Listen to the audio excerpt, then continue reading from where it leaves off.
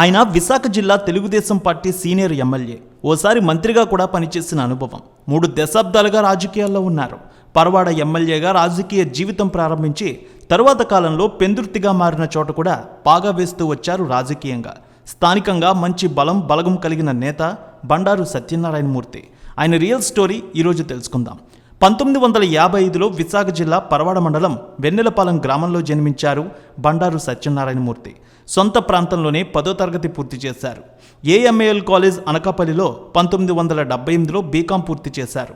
రాజకీయాలంటే చిన్నప్పటి నుంచి ఇంట్రెస్ట్ ఉండడంతో ఆయన చదువు పూర్తయ్యాక రాజకీయాల్లోకి వచ్చారు. 1982లో టీడీపీ స్థాపించిన సమయంలో ఆయన పార్టీలో చేరారు. పరవాడలో చాలా యాక్టివ్గా పనిచేసేవారు ఆయన. పైలా అప్పలనాయుడు ఆయన ఎమ్మెల్యేగా పనిచేశారు. ఆయన దగ్గర రాజకీయంగా ఉండేవారు. ఆయనే రాజకీయ గురువని చెప్తూ ఉంటారు బండారు. 1983, 1985 పైలా అప్పలనాయుడు తెలుగుదేశం పార్టీ తరపున పరవాడ నుంచి ఎమ్మెల్యేగా గెలిచారు. ఆయన వెంట రాజకీయంగా ఉండేవారు బండారు సత్యనారాయణ. మొదట సర్పంచ్గా, తర్వాత పరవాడ మండలాధ్యక్షుడిగా పనిచేశారు బండారు సత్యనారాయణమూర్తి. పరవాడ నియోజకవర్గంలో మంచి పేరు సంపాదించుకున్నారు. ఈ సమయంలో 1989లో బండారు సత్యనారాయణమూర్తికి టీడీపీ టికెట్ ఇచ్చింది. టీడీపీ తరపున ఆయన తొలిసారి ఎమ్మెల్యే అయ్యి శాసనసభలో అడుగుపెట్టారు. 1994లో కూడా బండారు సత్యనారాయణమూర్తి పరవాడ నుంచి రెండోసారి ఎమ్మెల్యేగా గెలిచారు. 1998లో ఉమ్మడి ఏపీలో కీలకమైన మున్సిపల్ శాఖ మంత్రిగా కూడా పనిచేశారు. 1999లో మళ్ళీ ఎమ్మెల్యేగా గెలిచారు బండారు. 2004లో గండి బాబ్జీ కాంగ్రెస్ పార్టీ తరపున ఇక్కడ గెలిచారు. బండారు సత్యనారాయణమూర్తి టీడీపీ తరపున పోటీ చేసి ఓటమి పాలయ్యారు. 2009లో నియోజకవర్గాల పునర్విభజనలో భాగంగా పరవాడ, సబ్బవరం, పెందుర్తి మండలాలను కలిపి పెందుర్తి నియోజకవర్గాన్ని ఏర్పాటు చేశారు. 2009లో ప్రజారాజ్యం పార్టీ తరపున పంచకర్ల రమేష్ బాబు ఇక్కడ ఎమ్మెల్యేగా గెలుపొందారు.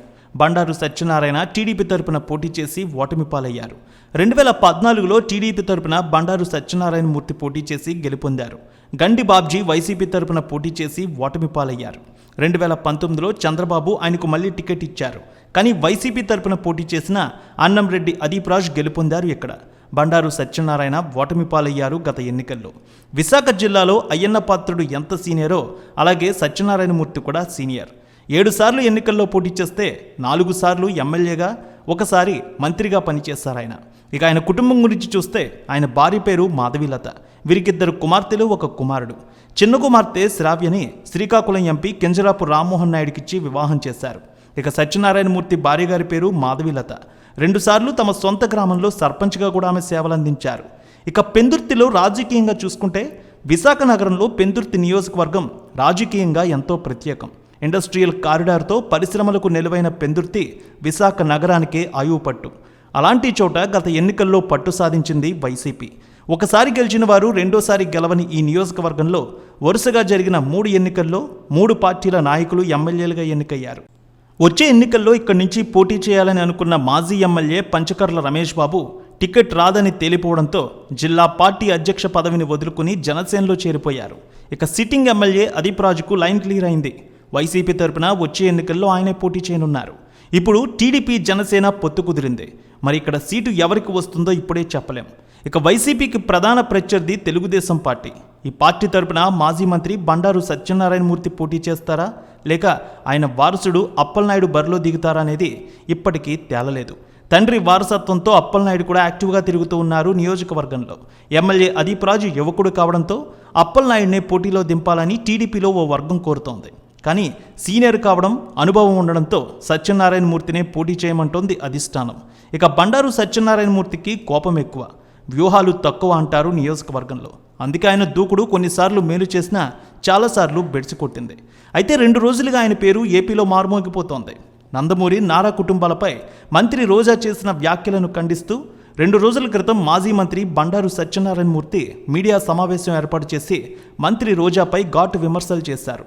ఎన్టీఆర్ కుటుంబంపై, భువనేశ్వరి బ్రాహ్మణులపై మాట్లాడే అర్హత నీకు లేదని, నువ్వు సినిమాల్లో ఎలా నటించావో మాకు తెలుసని, నీ చరిత్ర ఎవరికి తెలియదు, నీ భాగోత్తం బయట పెడితే నీ కుటుంబ సభ్యులు నువ్వు ఆత్మహత్య చేసుకుంటారు, ఈరోజు నీతి సూత్రాలు చెప్పవద్దంటూ ఆయన మంత్రి రోజాపై తీవ్ర స్థాయిలో మండిపడ్డారు.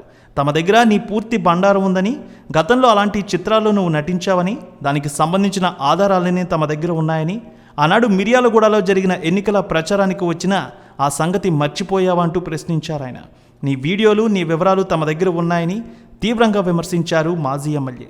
ఈ కామెంట్లు పెను వైరల్గా మారాయి. మహిళా కమిషన్ కూడా స్పందించింది. ఆయనపై కేసులు కూడా నమోదు చేశారు. అయితే రాజకీయాల్లో ఉండి ఓ మహిళపై, పైగా మంత్రిగా ఉన్న ఆమెపై ఇలా మాట్లాడడం చాలా దారుణమైన పని. ప్రతి ఒక్కరూ కూడా దీన్ని ఖండిస్తున్నారు. అతనిపై చట్ట ప్రకారం చర్యలు తీసుకోవాలని రాష్ట్ర వ్యాప్తంగా డిమాండ్ కూడా వస్తోంది. ఇక బండారు సత్యనారాయణ ఆస్తులు చూస్తే సుమారు 19 కోట్ల రూపాయల వరకు ఉంటాయని చెబుతూ ఉంటారు. పలు వ్యాపారాలు కూడా ఉన్నాయి వారి కుటుంబానికి.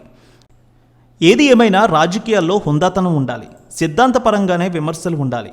పార్టీ పరంగా విభేదం ఉండొచ్చు. వ్యక్తిగతంగా కానీ పర్సనల్గా కానీ వారి గురించి, వారి కుటుంబాల గురించి ఇలా మాట్లాడడం సరైంది కాదు అనేది ప్రతి ఒక్కరూ గ్రహించాలి. ఏదైనా సరే పెందుర్తిలో ఈసారి వచ్చే ఎన్నికల్లో హై వోల్టేజ్ పోటీ జరుగుతుందనే అభిప్రాయం అక్కడ వ్యక్తమవుతోంది. మొత్తానికి ఈసారి ఇక్కడ ఎవరికి అంటే జనసేన, టీడీపీకి టికెట్ ఎవరికి వస్తే బాగుంటుందని మీ భావన? అలాగే ఈసారి పెందుర్తిలో ఏ పార్టీ జెండా ఎగురుతుందని మీ ఆలోచన? అలాగే మాజీ ఎమ్మెల్యే బండారు సత్యనారాయణ, మంత్రి రోజాపై చేసిన కామెంట్లపై మీరేమంటారో మీ అభిప్రాయాన్ని కామెంట్ రూపంలో తెలియచేయండి.